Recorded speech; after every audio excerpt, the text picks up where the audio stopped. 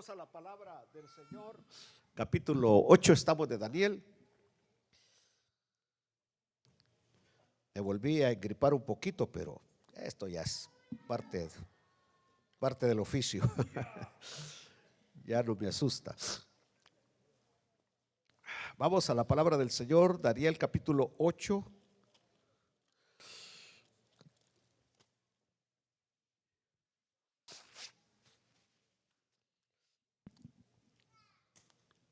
Versículo 13.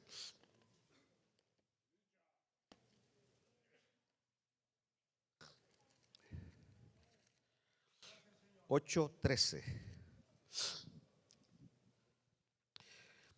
Entonces oí a un santo que hablaba, y otro de los santos preguntó a aquel que hablaba: ¿hasta cuándo durará la visión del continuo? ¿Hasta cuándo durará la visión del continuo sacrificio y la prevaricación asoladora, entregando el santuario y el ejército para ser pisoteados? Y él dijo: hasta 2300 tardes y mañanas. Luego el santuario será purificado. Padre, entiendo que estamos hablando de profecía, Señor, y es un tema para estar bien concentrado, no perder el hilo de la palabra, para poder, Señor, entender el mensaje actualizado para nosotros hoy. Te pido, me dé sabiduría, Señor, que me guíes en esta noche, Padre, en el nombre de Jesucristo. Amén, amén y amén. Siéntese, por favor, hermanos amados. Estamos estudiando el momento histórico cuando uno de los descendientes de Alejandro Grande, el tercer imperio mundial, el imperio griego, está gobernando la región de Judea, la tierra de Israel. Su nombre histórico, Antíoco Epífanes, al cual se le llama el cuerno pequeño. ¿Por qué es importante estudiar este tema? Porque la Biblia nos habla que estamos muy cerca de que aparezca otro cuerno pequeño. En otras palabras, ese famoso personaje del cual mucho se habla, el anticristo, aquí en el pasaje de Daniel tiene el prototipo perfecto que se llamó Antíoco Epífanes. En otras palabras, siempre han habido personajes con esas características de querer gobernar el mundo, de oponerse a Dios, de perseguir al pueblo de Dios, y Antíoco Epífanes fue uno de ellos. El versículo 12 nos da la razón por la cual el pueblo judío cayó en manos de este impío rey. Y dice que se debió a la prevaricación del pueblo de Israel. Prevaricación es cuando la persona peca deliberadamente.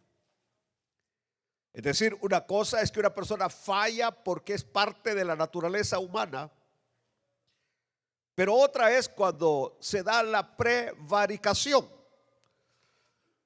Una de las cosas más fuertes que se daban en Israel es que, teniendo a un Dios tan grande y maravilloso, porque Dios es hacedor de maravillas, de repente ellos se iban tras los dioses falsos, las bagatelas de las naciones. Dejaban a Dios por imágenes hechas por manos de hombres, y eso enojaba a Dios. Y cuando el pueblo prevaricaba, el juicio de Dios no se dejaba esperar. y el pueblo de Israel caía en manos de los enemigos. Cuando nosotros estudiamos el libro de los jueces, ¿se acuerdan? Hace años tuvimos esa serie del libro de los jueces, porque venimos estudiando libro por libro de la Biblia. Ya hemos estudiado muchísimos libros de la Biblia. Pero cuando estudiamos el libro de los jueces, ahí vimos una constante. La constante era que el pueblo fallaba, se alejaba de Dios. Y cuando el pueblo fallaba y se alejaba de Dios, Dios, dice la Biblia, los entregaba. Esa es la palabra, los entregaba. Porque como sabemos que nada ocurre sin que Dios lo permita.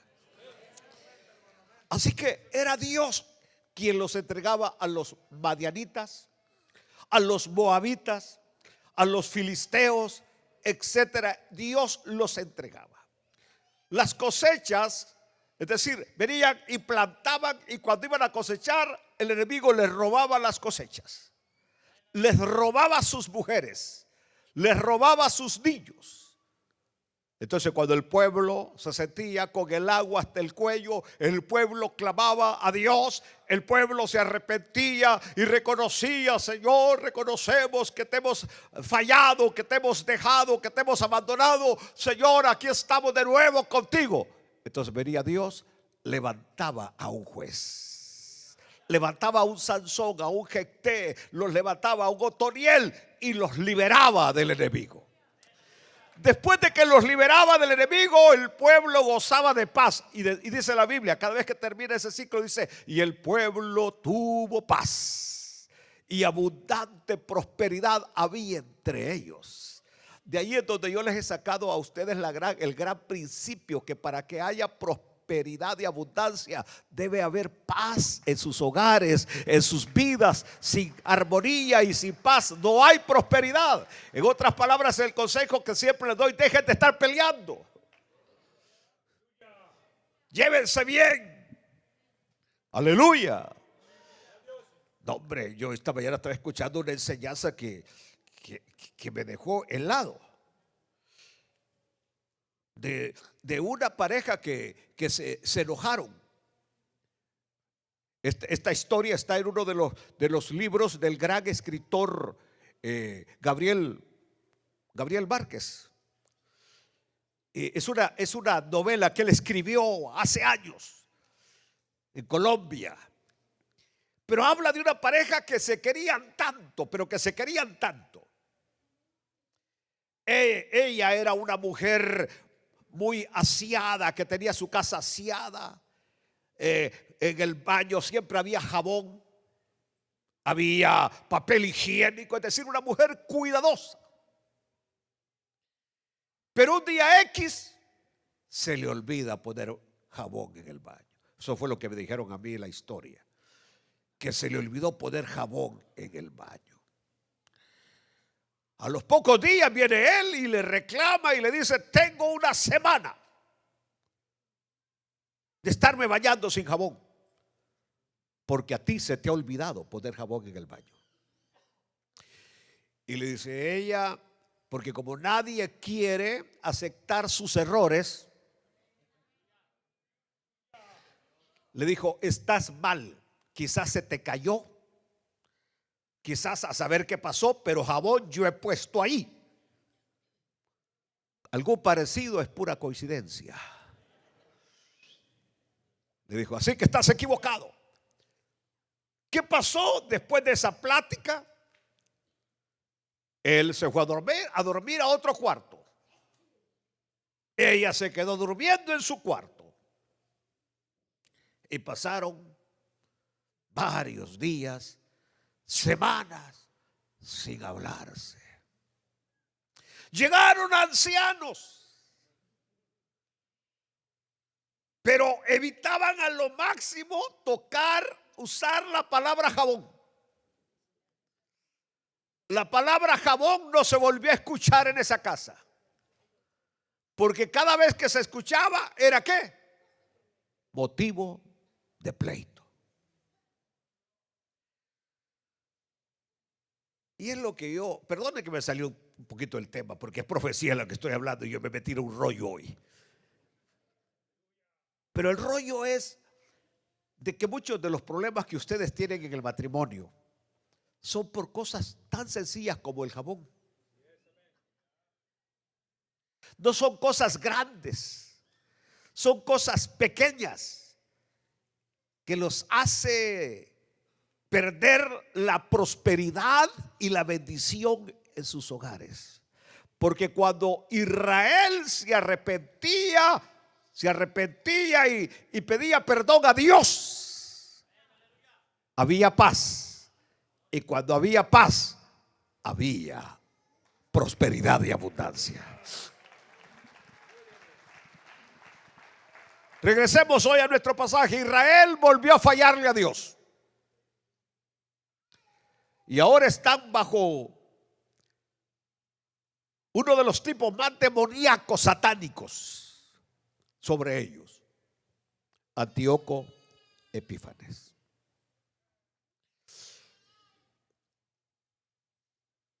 En lo que es la enseñanza de hoy veremos que es tan fácil prevaricar.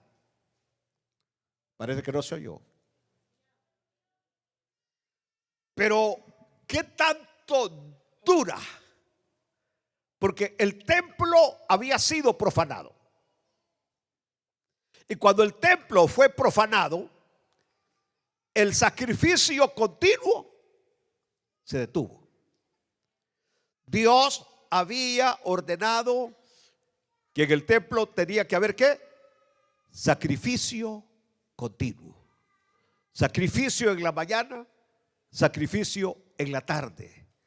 Y se van a dar cuenta ustedes que cuando el creyente anda bien con Dios, es tan fácil venir a adorar a Dios, es tan fácil glorificar a Dios. No hay como aquello de que hoy no sentí la presencia de Dios y le echan la culpa al cantante y le echan la culpa a los músicos y le echan la culpa a los niños que están llorando. No, el que anda bien con Dios siente la presencia de Dios. Hay un sacrificio continuo en él. Aleluya. Pero cuando la persona se rompe ese sacrificio, hay prevaricación, pues. Entonces vino el templo, fue profanado. Ojalá me entienda por dónde voy. Porque la Biblia habla que nosotros somos templo de Dios. Y escuchen, se lo voy a decir así, fácil y suavemente. Cuando el templo es profanado, el sacrificio se interrumpe. El sacrificio se interrumpe. ¿A qué se refiere, pastor? No hay alabanza, no hay adoración, no hay aquello de glorificar a Dios porque hubo prevaricación. Aleluya. ¿Quién después de un acto de desobediencia tiene deseos de alabar a Dios? Glorificar a Dios. Nadie. A menos que sea alguien. ¿Me entiende? Aleluya. Entonces el templo es profanado. El templo había sido profanado. El sacrificio se detuvo. Y Daniel, fiel devoto de Dios, fiel judío,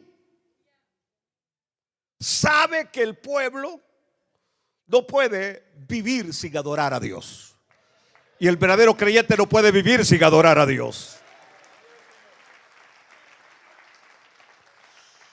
O sea, perdónenme, pero yo no puedo entender cómo hay gente que no se congrega. Porque congregarse no es una obligación, es una bendición. Es una bendición. Aleluya. Y entonces el detalle acá es tremendo. No puede haber, los huesos se secan. La boca no se puede abrir para decir de un aleluya, ni para decir un gloria a Dios, porque sabe que internamente usted, el sacrificio se detuvo por la profanación del templo. Si estuviera hablando hoy, aplicándolo esto nada más ahí, lo que diría es que el templo tiene que ser purificado. El templo tiene que ser purificado. El templo tiene que ser purificado. Para que vuelva de nuevo, ¿qué? El sacrificio. El sacrificio continuo. El creyente que se levanta por la mañana, yo dirijo mi alabanza y está bañándose y está cantando al Señor, está haciendo sus huevos, está calentando sus tortillas y está cantándole al Señor, agarra su vehículo, va lavando por las calles, manejando, no anda con la cara de caballo.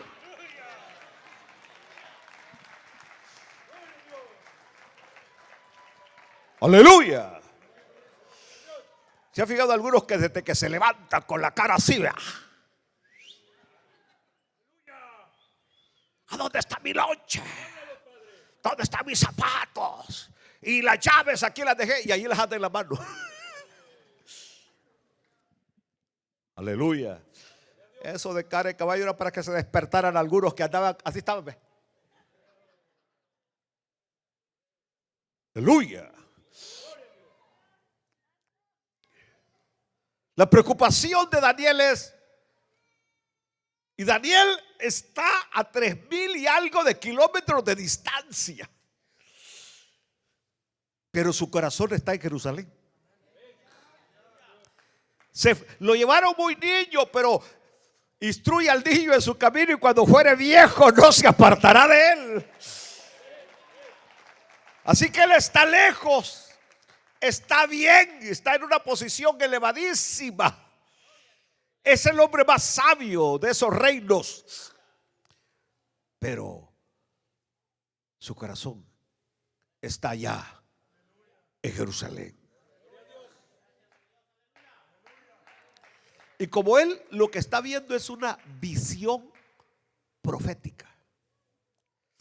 Lo que Daniel está viendo es que alguien en el futuro va a profanar el templo. Y al profanar el templo, el sacrificio se va a interrumpir. Eso va a pasar unos 200 años después. Aleluya. Pero Daniel lo está viendo hoy.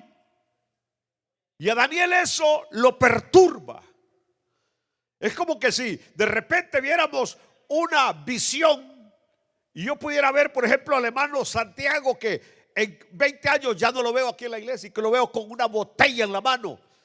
¿Qué traería a mi corazón? Tristeza. De un hombre fiel que ama a Dios y que en una visión se puede ver que de repente se desvía. Daniel está preocupado. Daniel está perturbado. Y sin decirle una palabra, porque delante de Dios algunas veces ni necesitamos decir nada, porque Él sabe todo.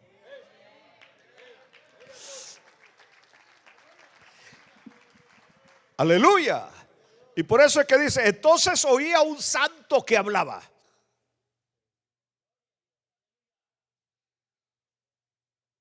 Es bien difícil poder afirmar que este santo que habla ahí es Jesús.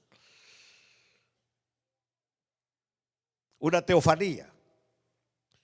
Mas sin embargo, por el hecho de saber lo que había en el corazón de Daniel y en la mente de Daniel,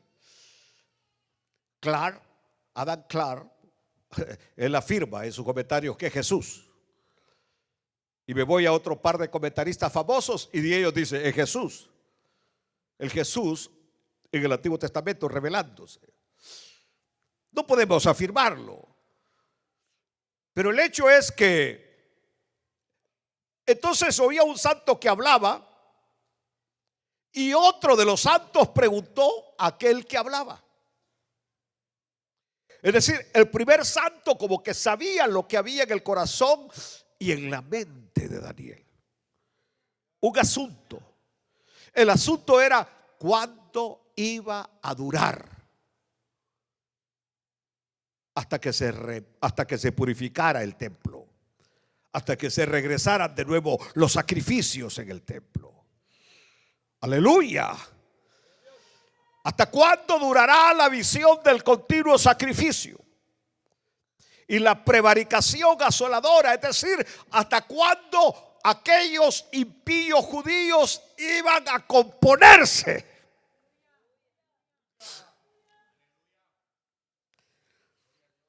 Lo que está pasando hoy en este país, el culpable no se llama Donald Trump. Los culpables no son los jueces, ni mucho menos es ICE. Los culpables somos nosotros. Es la iglesia del Señor que se ha apartado, ha perdido el caminar, ha perdido el paso. La prevaricación del pueblo de Dios es lo que ha traído esta tremenda maldad. El día que el pueblo se arrepienta, el día que el pueblo busque a Dios, vamos a hacer temblar esta ciudad, vamos a hacer temblar Dallas, vamos a hacer temblar Texas, y sabrán que hay un Dios que tiene todo poder. Aleluya. El problema se llama iglesia. Una iglesia anémica, debilucha, apática, fea. Aleluya. Aleluya. Aleluya. Mejor me voy para Guatemala, mejor me voy para Honduras a comer mangos tiernos. ¿Por qué no buscas a Dios? ¿Por qué no te tiras de rodillas? ¿Por qué no ayunas? Y no estoy hablando de la gran gordura que tienes simplemente para enriquecer tu alma. Aleluya. Hace poco detuvieron a una hermana. Chocó, la hermanita chocó. Hoy me daban el testimonio. Sin pasaporte, sin licencia, y ella era la culpable de haber chocado. El policía le dijo: tu licencia. La hermana casi temblando. Y le sacó la identificación de la iglesia. Y la vio y le dijo: ¿y solo esto tienes? Sí, le dijo. ¿No tienes pasaporte? No lo ando. ¿No tienes licencia? No. Le dijo: espérate. Y fue a su computadora y ella tiene orden de deportación. Y cuando el policía viene, le dijo: tranquila, tranquila. ¿Por qué estás así con miedo? ¿Con quién vives? Con mi mamá, le dijo. Ya te vas a ir para tu casa, tranquila. O sea, porque el policía podía leer que ella ya se sentía allá en El Salvador. Y le dijo: tranquila. Le dio su ID de la iglesia, porque se dio cuenta que era una mujer que sirve a Dios, que ama a Dios. Y le envió para su casa. Cuando llegó, ni lo podía creer que estaba libre.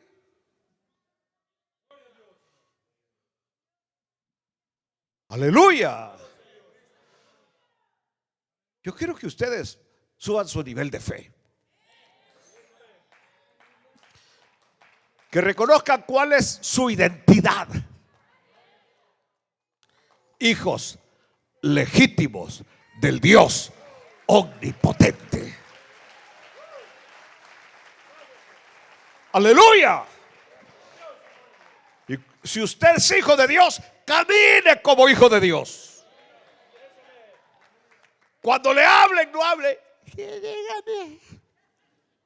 no, hable como hijo de Dios. Como hijo de Dios, sea humilde.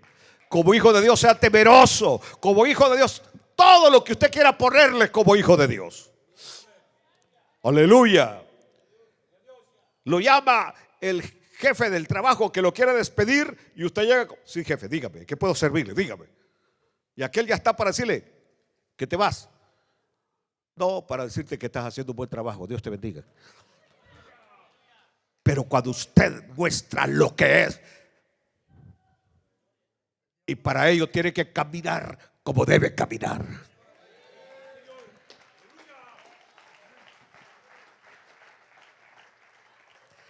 Aleluya. Así que si es Jesús no lo sabemos, si es un ángel no lo podemos afirmar. Pero el punto está que Daniel está preocupado hasta cuándo iba a durar esa profanación. Hasta cuándo el pueblo judío, los judíos impíos iban a repetir. Y entonces viene el versículo 14, le da la respuesta. Y le dijo: hasta 2300 tardes y mañanas. Jason, ahí dejé el candelabro en mi escritorio. Luego el santuario será purificado. Estamos aquí en la crema y nata de la profecía. Este capítulo, esta parte del capítulo 8 y el capítulo 9 que vamos a entrar en breve, es el centro, el núcleo de la profecía. Y ojalá podamos entenderla. ¿Por qué? Porque ha habido mucho desacuerdo en la interpretación de este número de días, 2300 tardes y mañanas. Este versículo que ha sido usado por Guillermo Miller, por William Miller, por Elena White, por Carlos Russell y una grandísima cantidad que se hacen llamar maestros de la Biblia y que se han equivocado, pero bien feo, incluyendo, con mucho respeto, nuestro querido hermano G. Ávila, que en base aquí a esto de estos números puso una fecha de que el Señor regresaba en 1987 y Cristo no vino en 1987 ni ha venido, pero va a venir.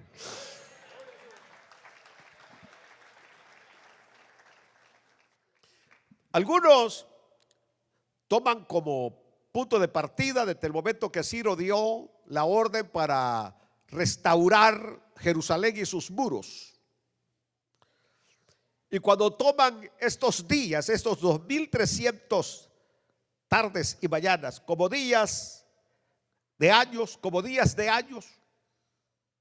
y hacen la sumatoria, les da a 1844 o 1843.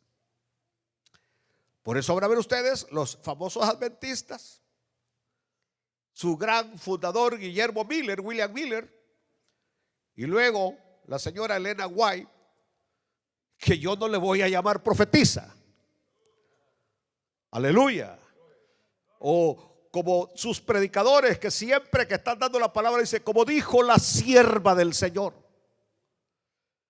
Y si regresamos a la palabra del Señor, dice, ¿en qué se conoce que alguien es falso profeta o es un verdadero profeta? Que lo que profetiza se cumple. Si alguien dice algo y no se cumple, es falso profeta. Aleluya. Y ellos, Guillermo Miller, William Miller, pues pusieron la fecha de que Cristo venía en 1844 y Cristo no vino.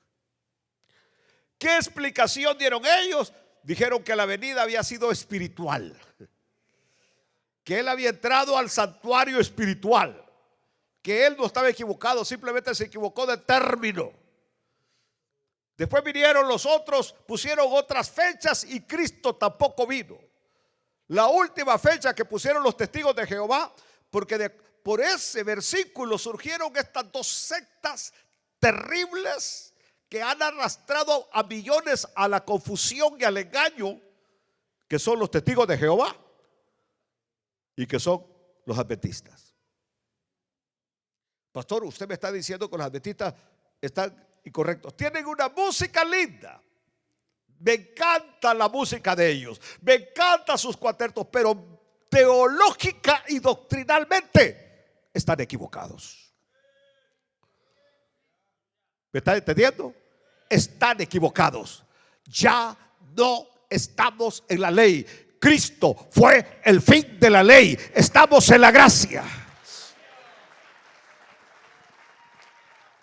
Aleluya. Aleluya. Bueno, entonces este versículo ha arrastrado a muchos al error. Al error. Aleluya. Ahora, sin embargo, si los 200 o los 2300 días son considerados literalmente días de 24 horas, que algunos así lo afirman, que eran días reales, el periodo acaba siendo de una duración aproximada de 6 o 7 años, que fue aproximadamente el tiempo que este personaje terrible, Antíoco, comenzó a perpetrar sus atrocidades en Jerusalén. Es decir, dominó, hizo sus perversidades por un espacio aproximado de 7 años, lo que nos da la suma de esos días. Y ojalá el Señor le esté abriendo a ustedes el entendimiento, porque para mí es hasta doloroso de repente escuchar a pastores nuestros que conocemos, que amamos, y que están negando que hay una tribulación de 7 años, y que están negando que hay una fiesta de bodas en el cielo por 7 años. Eso es terrible, terrible lo que está sucediendo. Aleluya. Y por eso este Antíoco, que es una prefigura del anticristo, y que de acuerdo a lo que la Biblia aquí dice, porque es el Señor, es decir, el ángel hablando, que dice hasta 2300 tardes y mañanas que da. Si fuera de días, hablábamos de 7 años. 7 años. Bueno,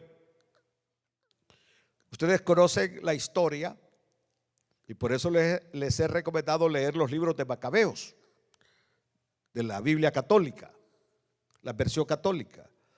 Porque esos libros, aunque no son inspirados por el Espíritu Santo, contienen una información histórica maravillosa, especialmente en lo que conocemos como el período de silencio. Porque el último libro del Antiguo Testamento es del Antiguo Testamento. ¿Ah? Malaquías. Malaquías. El último libro del Antiguo Testamento, Malaquías. Después de Malaquías van a pasar 400 años a lo que se conoce como el período de silencio, el período intertestamentario entre el Antiguo y el Nuevo Testamento. ¿Por qué se le llama el período de silencio? Porque por 400 años Dios no dijo ni una palabra. No hubo profeta que los amonestara. En otras palabras, Dios los dejó, aleluya, sin palabra. Así como algunas veces a usted Dios no le contesta nada. Y yo ya he predicado ese mensaje que se llama el silencio de Dios y las causas por las cuales Dios puede guardar silencio. Pero en esos 400 años la historia no se detuvo. Allá aparece Alejandro Grande, allá aparece Antíoco Epífanes, allá aparecen los macabeos. Judas Macabeo, que significa el martillo. Que este Judas Macabeo, que era sacerdote, aleluya, juntamente con sus hijos rechazó al ejército sirio, al ejército de Antíoco. Aparece hasta una mujer importante, que hoy no tengo tiempo para señalarla, pero hemos estado ahí cerca donde fue enterrada la historia de ese tiempo de silencio. Aleluya. Ahora, pelearon contra los sirios. Y el miércoles pasado yo prediqué de Eliseo cuando le dijo a Joás, cuando le dijo que tirara saetas, y le dijo que esas saetas eran flechas de salvación. Y cuando la saeta cayó, le dijo: levántala y ahora golpea la tierra. Pero como golpear la tierra significaba agacharse, humillarse, pues él nada más se agachó 3 veces y ya dejó de agacharse. El profeta se enojó terriblemente con él y le dijo: si la hubiera golpeado varias veces, hubiera derrotado a los sirios por siempre. Pero como no te gusta humillarte porque eres rey, solamente lo vas a derrotar 3 veces. ¿Qué me enseña a mí eso? Si Joás hubiera sido humilde, hubiera golpeado la tierra hasta que el profeta le hubiera dicho: vaya, ya estuvo, ya, los sirios nunca hubieran sido más enemigos de Israel. Dios le hubiera dado salvación, porque de Dios es la salvación. Mas sin embargo, hoy Judas Macabeo rechaza al ejército, purifica el templo, lo rededica de nuevo a Dios. El templo que había sido profanado fue purificado. El templo que había sido profanado fue purificado y fue rededicado para Dios. El que tenga oídos para oír, que oiga y entienda. Esa purificación se celebraba en la fiesta de las luces. Acaba de pasar hace un par de meses, Hanukkah. Que algunos me han preguntado: ¿por qué un candelabro de 9 brazos? Cuando el candelabro, la menorá judía, es de 7. Porque esta es la que se usa en la fiesta de Hanukkah, que se llama la fiesta de la dedicación. De la dedicación. Y que por 8 días los judíos la celebran hasta el día de hoy. La fiesta de las luces. La fiesta de las luces. Y hoy aquellos fanáticos extremistas que han atacado las luces de Navidad, no sé cómo van a quedar hoy después de esta información. Porque la dedicación que hizo Judas Macabeo con la fiesta de las luces fue un 25 de diciembre del año 165. ¿Y qué es lo que celebraban?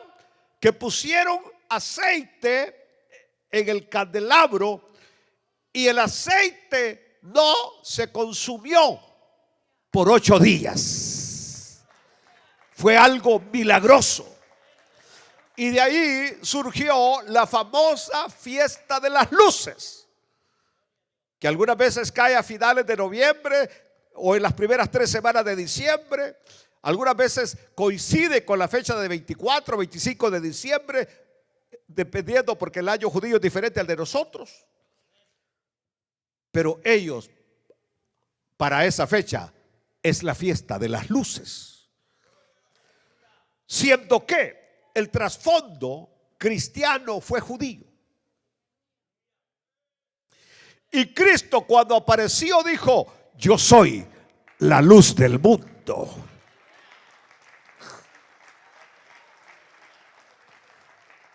De ahí para allá usted extraiga por qué los primeros cristianos empezaron a celebrar un servicio especial de luces el 25 de diciembre. Alaben a Dios si quiere. Así que aquella mentira que le han dicho que fue Constantino, que no sé qué, dejen de comerse la mentira que le dan por las redes sociales. Lean la palabra, lean la historia, lean a Josefo, que fue prácticamente contemporáneo de Cristo, para entender muchas cosas que no logramos entender hoy. en Juan capítulo 10, versículo 22. Dice así: celebrábase en Jerusalén, para que lo logran entender bien, se celebraba en Jerusalén la fiesta de la dedicación, y era invierno, y Jesús andaba en el templo por el pórtico de Salomón.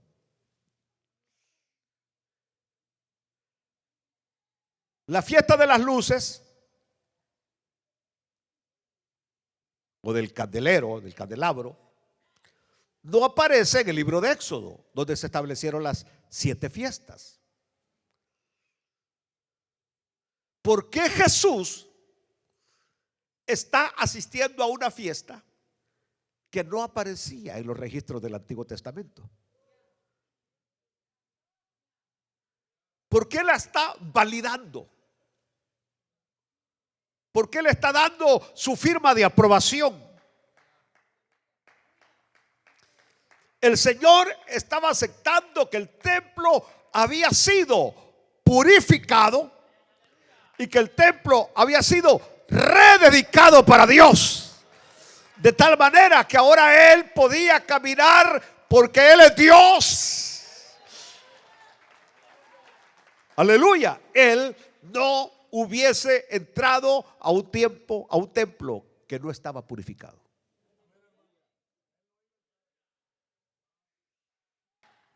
Él no entraría a un templo que no está purificado.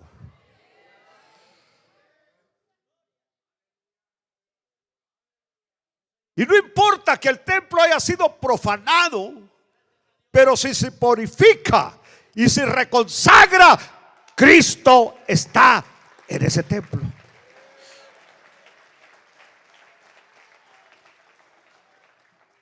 Aleluya.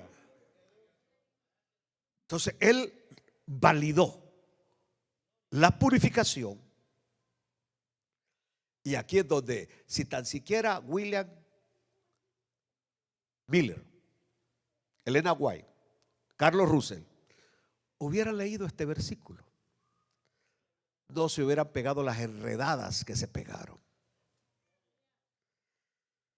Porque simplemente Daniel está viendo una visión que se cumplió antes que Cristo apareciera en la tierra. Antes que Cristo apareciera. En otras palabras, el versículo de Daniel 8:14 no tiene nada que ver en sí con contar cuándo Cristo viene. ¿Me están entendiendo? Sino que tiene que ver con un cumplimiento real. Ahora, como todo es una figura, es toda una figura. Inclusive los sacrificios eran una figura del gran sacrificio de Cristo Jesús. Porque la sangre derramada de machos cabríos ya no servía. Cristo murió una vez y para siempre para redimirnos del pecado. Pero, aquí va el punto. En Éxodo 29:38 dice, está hablando Moisés, bueno, Dios, dándole instrucciones a Moisés y Moisés al pueblo. Esto es lo que ofrecerás sobre el altar: 2 corderos de 1 año cada día continuamente. Continuamente. Ofrecerás uno de los corderos por la mañana y el otro cordero ofrecerás a la caída de la tarde. Además, con cada cordero 1/10 parte de un efa de flor de harina amasada con la 1/4 parte de un hin de aceite de olivas machacadas. Aleluya. Y para la libación, la 1/4 parte de un hin de vino. Y ofrecerás el otro cordero a la caída de la tarde, o haciendo conforme a la ofrenda de la mañana, conforme a su libación, en olor grato ofrenda encendida a Jehová. Esto será el holocausto continuo por vuestras generaciones, a la puerta del tabernáculo de reunión delante de Jehová, en el cual me reuniré con vosotros para hablaros allí. Allí me reuniré con los hijos de Israel, y el lugar será santificado con mi gloria.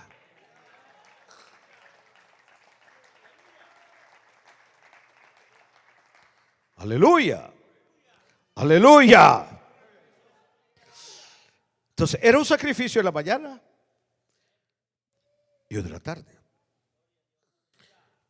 De tal manera que si dividimos los 2300 sacrificios de día, nos da nada más 1150 días, que es el equivalente a 3 años y medio. Y ahí sí, nos está dando un cuadro prácticamente ilustrándonos el futuro. Ilustrándonos el futuro. Que así como Jerusalén, por 3 años y medio el templo fue profanado y se quitó el sacrificio por 3 años y medio. Ustedes saben que ese segundo templo que fue rededicado fue destruido en el año 70 de nuestra era. El general Tito lo destruyó, lo quemó y ¡pum! Ahora no hay templo en Jerusalén. Y como no hay templo, no hay ¿qué? Sacrificios. Aleluya. No hay sacrificio. No hay sacrificio. Porque hoy en día la única manera de ser salvo es reconociendo que Jesús es el Cordero de Dios que quita el pecado del mundo. Y esto aplica tanto a gentiles como a judíos. Mas la Biblia habla que un tercer templo se va a construir. ¿Por qué, pastor? Bueno, porque la Biblia dice que el anticristo se va a sentar en el templo. En el templo. Haciendo un paralelo con lo que hizo Antíoco. Y por eso el Señor habló en Mateo que cuando vean la abominación desoladora de la cual habló Daniel. En otras palabras, la profecía de Daniel apuntaba a corto plazo y a largo plazo. A corto plazo, cuando Antíoco iba a profanar el templo, sacrificando una cerda y derramando su sangre por el templo de Dios, y cuando levantara la estatua de Júpiter en el templo. Y luego, apocalípticamente, cuando el anticristo gobierne el mundo. Aleluya. Bueno, Jesús reconoció que el templo ya había sido purificado y había sido dedicado para el sacrificio. Por eso el Señor asiste a la fiesta. Si el Señor hubiera sabido que esa fiesta de las luces, de la dedicación, no era una fiesta legítima, nunca hubiera asistido a esa fiesta y con eso hubiera dicho: no reconozco esa fiesta. Aleluya. Yo les pregunto a ustedes, ¿ustedes creen que Jesús está con nosotros hoy?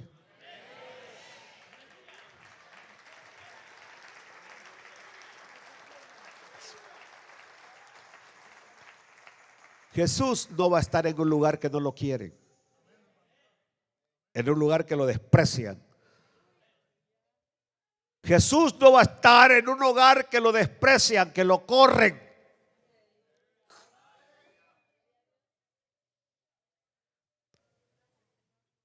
Esa era una indirecta, ¿no? Te corren, te saca la ropita en una bolsa negra afuera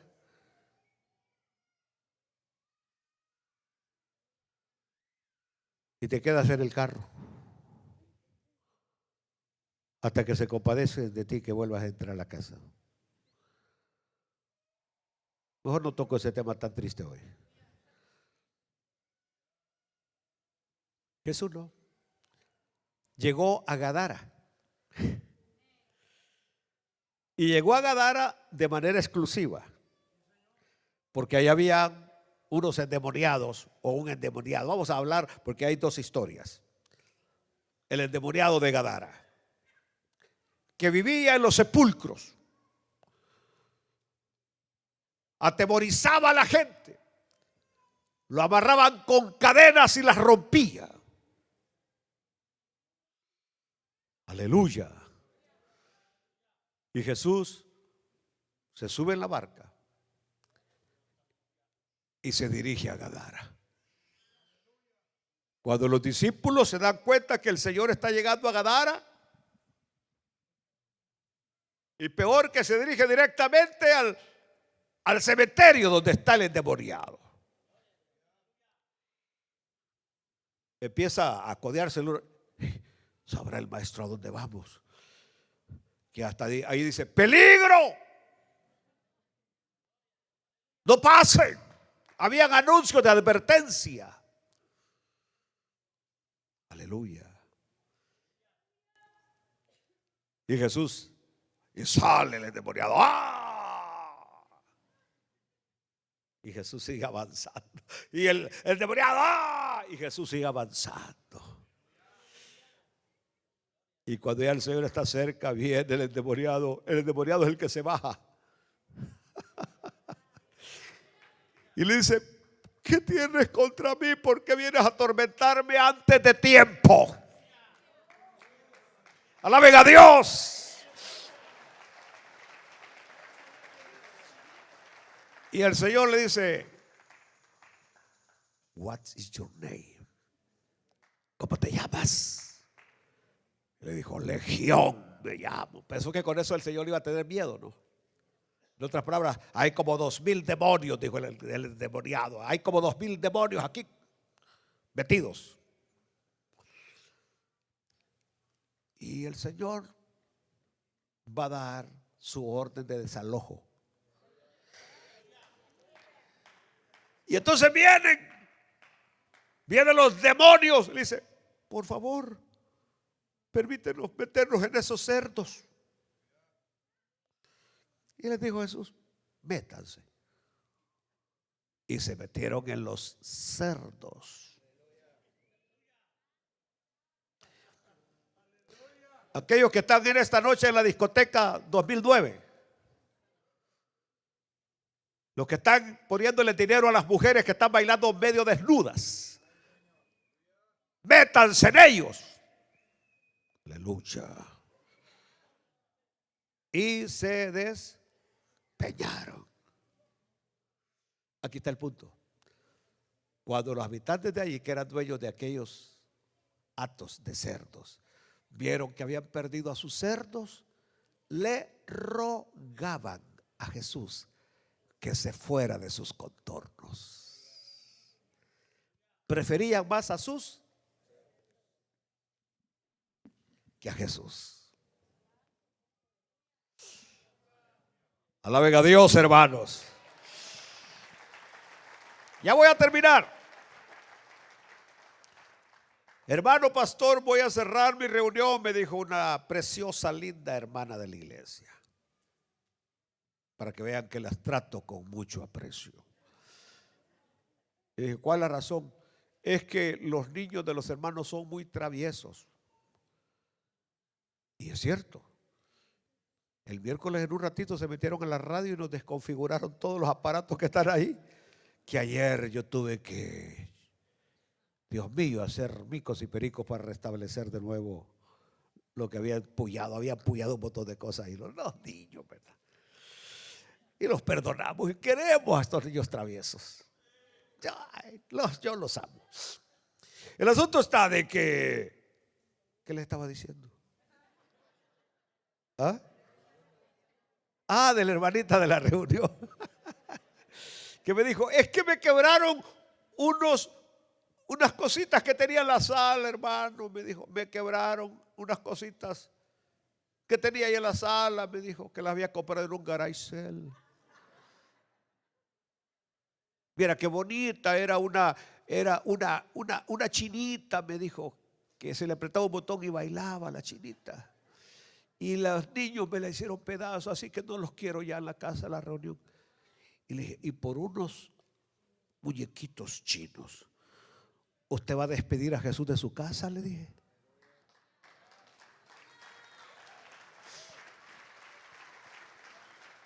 Otra me dijo que los hermanos no se quitaban los zapatos para entrar a la casa. Y yo le dije, si yo fuera a su reunión tampoco me los quitaría. No, pero usted sí, usted es el pastor. No, le dije. Ellos tienen la imagen y semejanza de Dios, le dije. Así que, ¿cuál es la bronca? Le dije, mande a lavar esa alfombra después, o póngale plástico, póngale sacos de lo que sea, pero que Jesús esté en su hogar.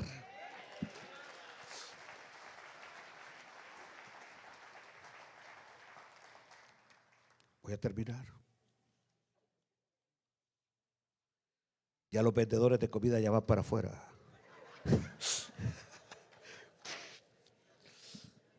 Aleluya.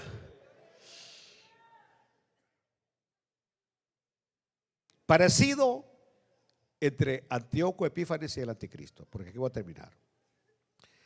Lo de los 3 años y medio, que lo vamos a tocar en la próxima clase, próximo viernes, si el Señor permite, es fuerte, porque ahí tenemos un indicio fuerte de que la gran tribulación va a ser dividida en 2 partes. Los primeros 3 años y medio, cuando el anticristo logrará la paz mundial. Logrará la paz mundial. Donald Trump, yo no sé qué andas haciendo, querer ser el protagonista de alcanzar la paz mundial, si eso le corresponde al anticristo. Y así, es decir, todo aquel que quiere ser el personaje que va a agarrar el premio Nobel de la paz por conseguir la paz mundial, es que quiere ser anticristo. Y de ribete me arrastra mi presidentito del Salvador. Le dijo, quiero que me respaldes y que me apoyes, le dijo. Sí. Y ahí le anda buscando quienes lo apoyen con su proyecto de paz. Características entre Antíoco y el anticristo. Aquí voy, rapidito y termino. Número 1. Ambos, tanto el Antíoco Epífanes y el anticristo, son referidos usando el simbolismo de un cuerno pequeño. Los dos. El símbolo de ellos es cuerno pequeño. Cuerno es poder. Pequeño quiere decir que su poder es pequeño comparado con el poder grande de nuestro Dios. Número 2. Ambos son perseguidores del pueblo de Dios. Antíoco persiguió al pueblo de Dios y el anticristo va a perseguir al pueblo de Dios. ¿Por qué lo va a perseguir? Porque el pueblo de Israel se va a negar a adorarlo, porque Israel sabe que al Señor su Dios adorará y a Él solo servirá. Antíoco y el anticristo se describen como con severa cara, es decir, aspecto imponente, crueldad y dureza.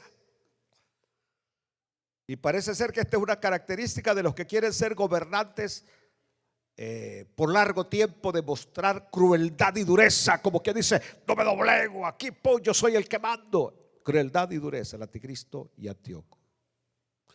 Cuarto, ambos se exaltan. Acerca del anticristo se dice que hablará palabras contra el Altísimo.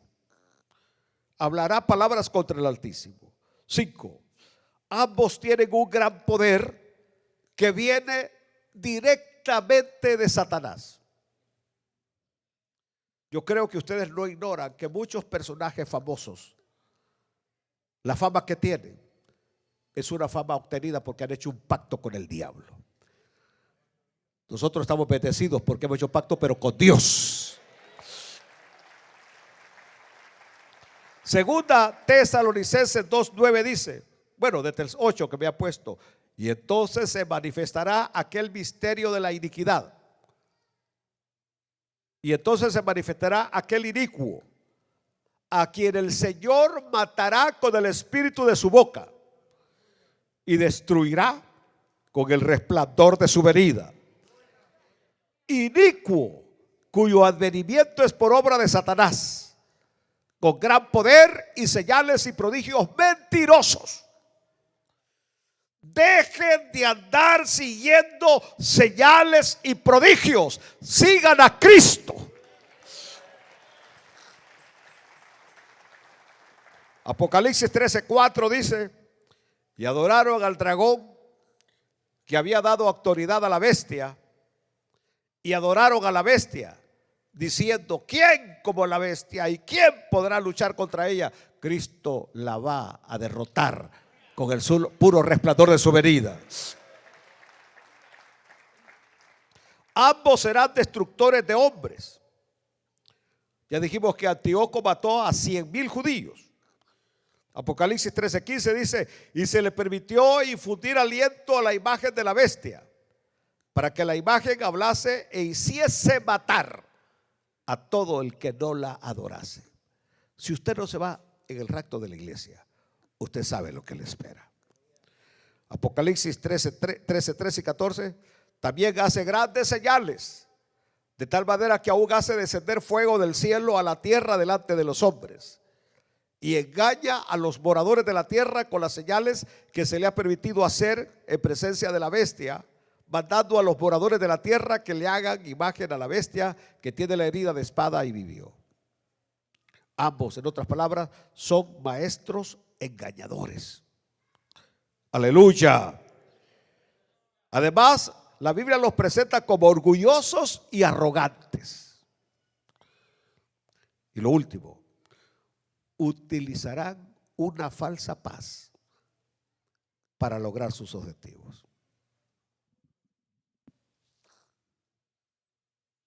Ojalá que puedan entender lo que estoy diciendo. Si uno le pregunta a la gente qué es lo que más desea hoy, debido al alto índice de violencia que se tiene, es paz. La gente quiere paz, la gente quiere seguridad. Por eso el presidente salvadoreño obtiene un título de popularidad arriba del 90% sobre cualquier otro presidente. El presidente Donald Trump anda por el 57% nada más, y Nayib Bukele anda por el 94% de aprobación y popularidad. Honduras dice, lo necesitamos. Los países suramericanos dicen, lo necesitamos. ¿Para qué? Para que nos venga a traer paz y seguridad. Amo al presidente Bukele, soy salvadoreño y respeto a las autoridades.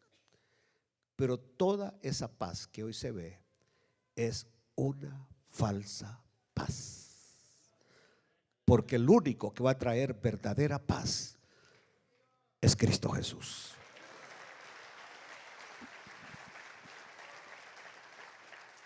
Es una falsa paz.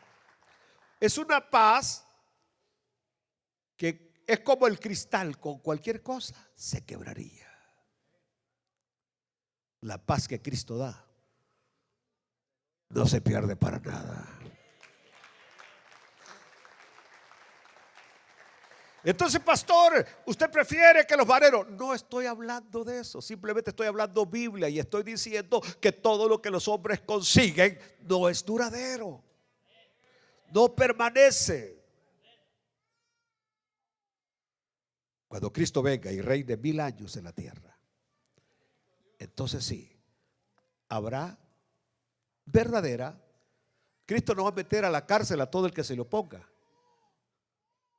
Cristo no va a tener miles de agentes de ICE en las calles atemorizando, no. Él va a tener el control total.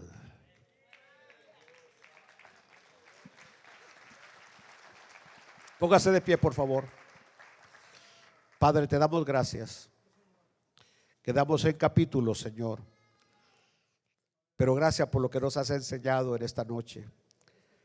Que lo podamos aplicar a nuestras vidas. Amado Dios, sea tu nombre glorificado, exaltado, oh Dios, por siempre. El tiempo se me fue y me gusta ser puntual. Tengo 30 segundos para una persona que quiera entregarle su vida al Señor.